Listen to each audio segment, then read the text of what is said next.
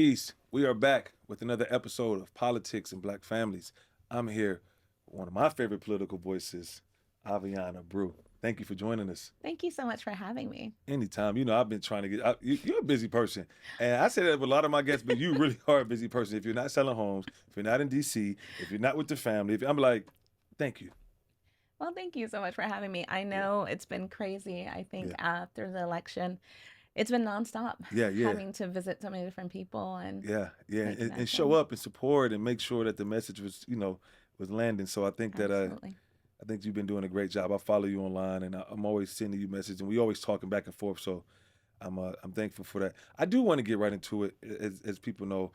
I have to ask about some of these executive orders from Trump. There's a lot hmm coming down. What are like a few of There's them like that? 46 of them at Yeah, that. I mean, are we like maybe 16, 17 days into it? hmm He has And been working pretty hard. yeah, it's crazy, right? What's your thoughts on a few of them, like school choice being one? What do you think about that? So, to be very honest, I sit on the board of Georgia Goal, which is the largest Georgia run state sponsor, state scholarship organization, to be Yeah, honest with you. And so, we've been fighting at the Capitol for school choice for a very long time. yeah, So, to see the president within the first 2 weeks come and fight for the rights of our parents, advocating for school choice, that was a win. It was a yeah, win for every parent in America, and I yeah, could not be prouder. yeah. Like first day in office, it was just happening, and I was like, hmm I knew there's a lot of people. I sit with, and some people advocate for it, some people advocate against it, some people know about it. But for those who don't know what school choice is, could you kind of summarize it up for them a little bit? So, in essence, school choice basically allows parents the opportunity to find the best choice for their child. The average public school in America, no disrespect to the hardworking public school teachers out there, there are thousands of brave teachers that are going through just harder times than you normally would have to train children or to teach children nowadays. So what I'm about to say has no disrespect to any public school teacher out there. It's just that the way in which we teach education in America, unfortunately, has not been working. It has not been updated in several years. You have Common Core math that, to be honest, most parents don't even understand. Yeah, Like, yeah, let's be honest, I had to look at my child's math problems and I was like, exactly why are they teaching it this way? I don't know why, yeah, right? So I think the manner in which we're teaching school children nowadays needs to be revamped and revitalized. But when we look at what are your options, with school choice, charter school might be an option, private school might be an option, public school might be an option, but so homeschooling is also an option. yeah, You have a lot of children in America that are growing up with autism. I won't go down the rabbit hole with yeah, that and the food that they're feeding us yeah. that happens Oh, to be go ahead. We here. poisoning We us. here. Please tell the family what's been going on. How much time do we have? How much time do we need? Well, I'm just happy for the honestly, the Make America Healthy agenda, to be honest. Yeah, Because when you think about it, once your retirement age, a lot of people are looking to leave the United States just so they have a chance at life yeah, without cancer. yeah, So when we go back in time and look at what are they feeding our children, the red dye 5, the yellow 40, red yeah. dye 5, and then you see the The spikes processed for food. the processed foods. When you see the spikes with autism, and then I feel bad for those public school teachers. You're forced to train children with ADHD and ADD that can't sit still because they're eating processed crap that's Yeah. outlawed across the world, but Or- permissible here. Yeah, so one of Yeah, the yeah, executive yeah, yeah. orders So that I'm not surprised that he signed at all because he said he was going to do it is, in essence, allowing females born biologically females to be the only participants in girls sports. yeah, And as a parent of two boys, um, although I don't have any female children, I think that was very important for a lot of, yeah, parents that have girls that they've been sacrificing for years, taking them to practices and paying for all of their coaching and their, yeah, for their teams that they're on. Having a president that acknowledges that sacrifice a parent is making and allowing them not to be, I don't want to say discounted, but taken advantage of by a biological male yeah, dominating in a sport that they have no business being in.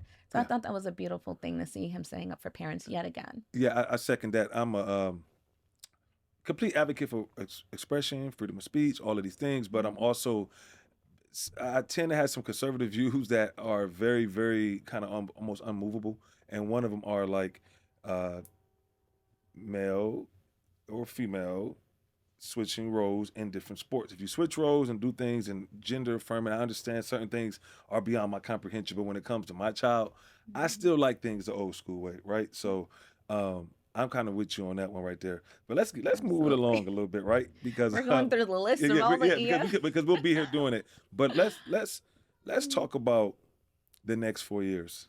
Hmm.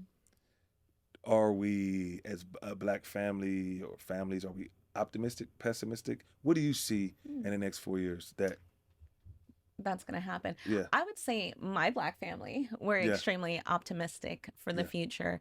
I know that inflation is still, unfortunately, not where it needs to be. I remember the Trumpian era where inflation was sub 2%.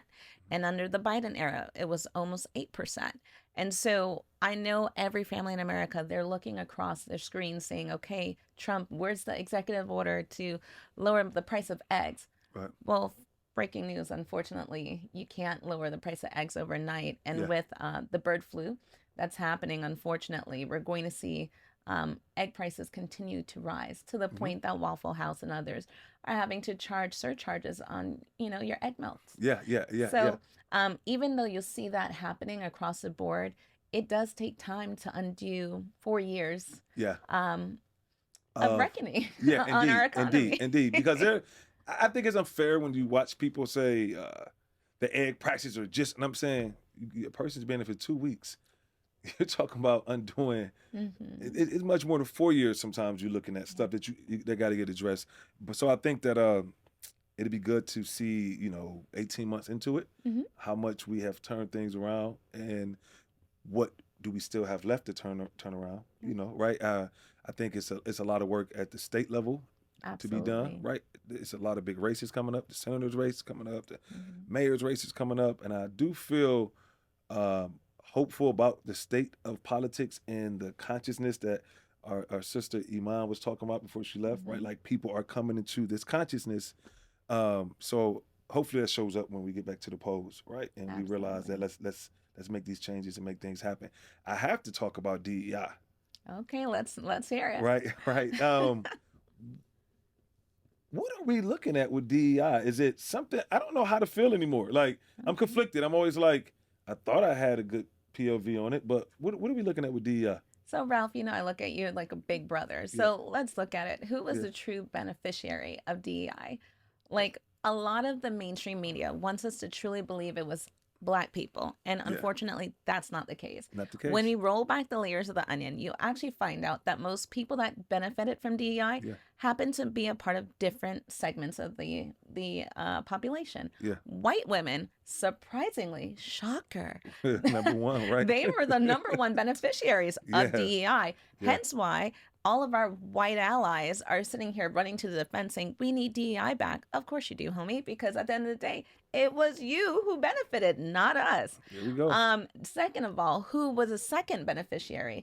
And I love everybody in the Yeah, LBGT yeah, yeah, community. yeah, And so I want you just to know, with no disrespect, because we're all in this fight together, but your rights superseded the rights and the needs of people of color, which should never be the same. One American body, we should all have the same privilege to access a job, right? yeah, And it shouldn't be through the way of DEI. yeah. Now, as a Black woman, you're probably going to say, so do I support DEI? Do you support DEI? Heck no, I'm an entrepreneur, Talk to honey. him, baby. I do Talk to not him. support Talk to DEI. him. Talk to him. I'll tell you why. Because one So are you thing saying do for self? do for self, a Do hundred do for percent, do for do self. for Let's do for self. self. Like at the end of the day, as an entrepreneur, and I've been in this space for 10 years, I remember walking onto the company, which I won't name where I work, but I remember walking on being the 32nd person of color. And in an organization with a history that spanned back to 1744. Mhm. Don't worry, we did not auction humans You, because all of my Black you know what's family, coming. You know what's coming. all of my Black family asked me that. They're like, okay, I know you're in luxury real estate, but Yeah, 1744 did yeah, not. yeah, yeah, yeah. We We never know what did the that. property was then. It was going. I'm saying. No. Go ahead. Go ahead. Go ahead. Only in luxury Yeah, vehicles yeah, and yeah, luxury yeah, collectible items at yeah. the time, and it wasn't humans. I promise you. I did the Oh, research. yeah, that's fair. Okay. That's fair. But that company that I work for and I'm proud to be a member of, um, I'll be honest, when I went through 3 different rounds of interviews. You had to be invited in, like a country club, Yeah, invited in. And yeah, so you know you're amongst the most distinguished people in the organization and in the industry. Yeah. They don't believe in diversity hires. Out of 650 people at the time I walked in, I was lucky 32. Mm. Lucky because of my merits, Yeah. which Yeah. is the whole basis of DEI, which we got to go back. They're looking at, should we hire you based upon skin color? That is completely in contradiction to the Civil Rights Act. That's Yeah. not what Martin Luther King fought for. Yeah. So for us to do reverse racism and say, no, pick this person because of their skin color or because of their gender or their pronoun, Yeah. because I need to have a certain quota, that's directly in contradiction of the Civil Rights Act. Yeah. So no, I do not support DEI Yeah. one bit. I thank you for addressing that. That was great the way you handled it. Thank you. I'm pretty sure we'll get some great comments with that one, guys. Politics and Black Families, check us out. Okay, we're gonna move it forward, right? So when we look at healthy households, right? What are you instilling in your children? What are some of the values that you feel like your child must hold on to, or you want to give them? Like that's for sure, like right away, every day. So number one, my values as a Christian woman, my Christian value supersedes everything. Mm-hmm. Every morning, I'm in prayer from 5:30 to 6:30. Mm-hmm. I truly do believe, as a society, we've lost the understanding of the power of prayer. Mm-hmm. If we were just to connect with, even if you're Jewish, you're Muslim, any faith, whomever you pray to, take that time to just honor whomever you're praying to. I believe in the one supreme and God, and Jesus Christ is my Lord and Savior. Yeah. And many different religions have the same basis from the Old Testament, right? However, I truly believe God says, do not place any idols above me, right? Mm-hmm. I'm reading in the book of Ezekiel right now, and I'm just watching God's wrath unfold on the Israelites. And the reason why his wrath unfolds is because of idol worship. In our culture and our society, we've made ourselves that idol.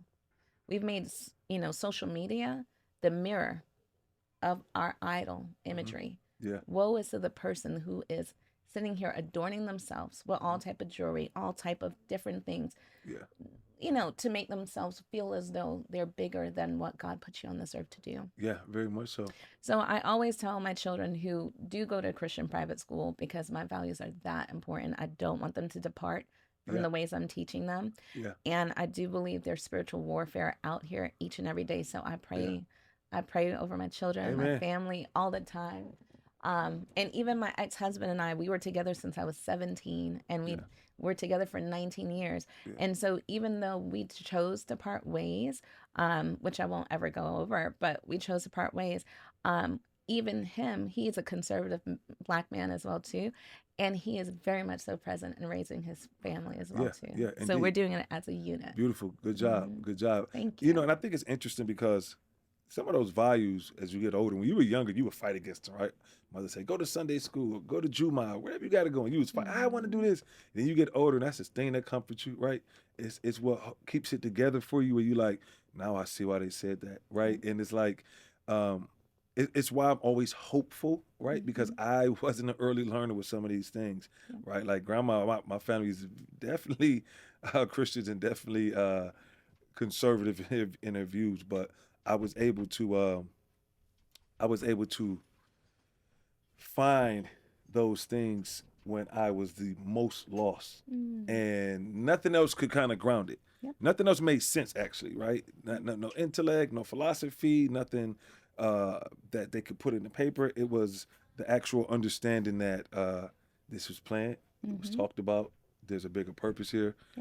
Spirituality is strong, and I feel like I'm hopeful that we as people get back into our spiritual nourishing and our spiritual armor. And this is from wherever your beliefs may be. I just feel like now I see more, what do you call, I guess you call it non-believers than believers. And I'm a believer. So I'm like, when I'm looking at non-believer, I'm saying, what are we up against if you don't believe in anything? Correct. What are we up against? Did you know that in the United States, where over 25% of the population believes in no God at all? We've become a nation where it's on the rise. Atheism is on the rise. And as a Christian woman, it pains my heart. Because at the end of the day, how can you truly look at the foundation of our Judeo-Christian society and say a quarter of our population doesn't believe in any of it? How do we get there? Well, how do we get there? One, we started taking prayers out of schools. Mm. right? No matter what your faith is, you should be allowed to pray. Yeah.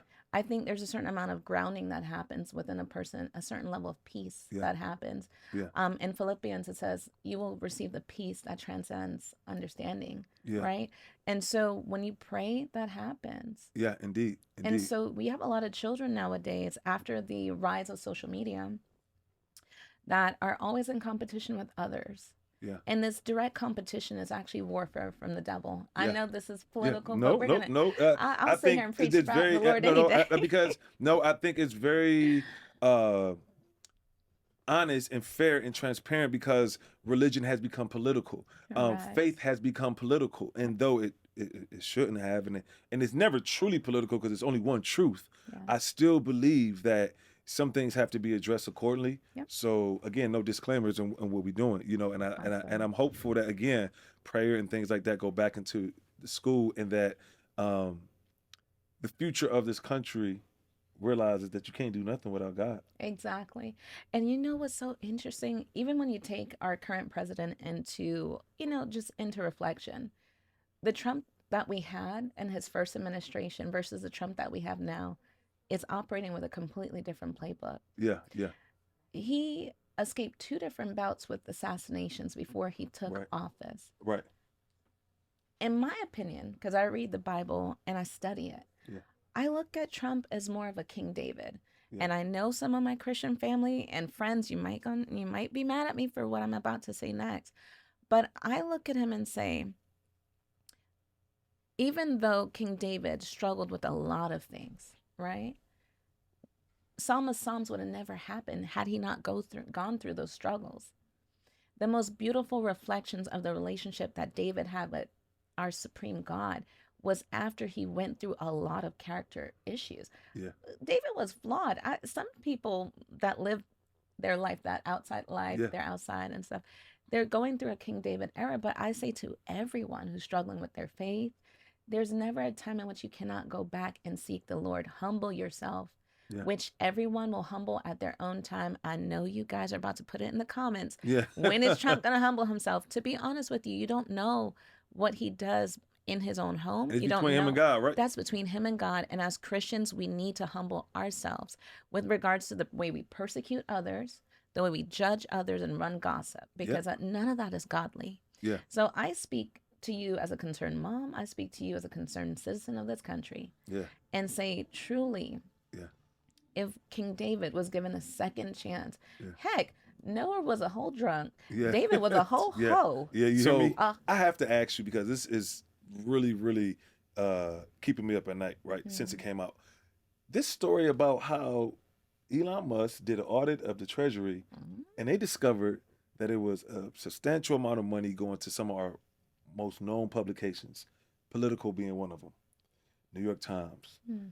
but Political being one of them, like almost like completely ran by one arm of the government. What's your thoughts on this?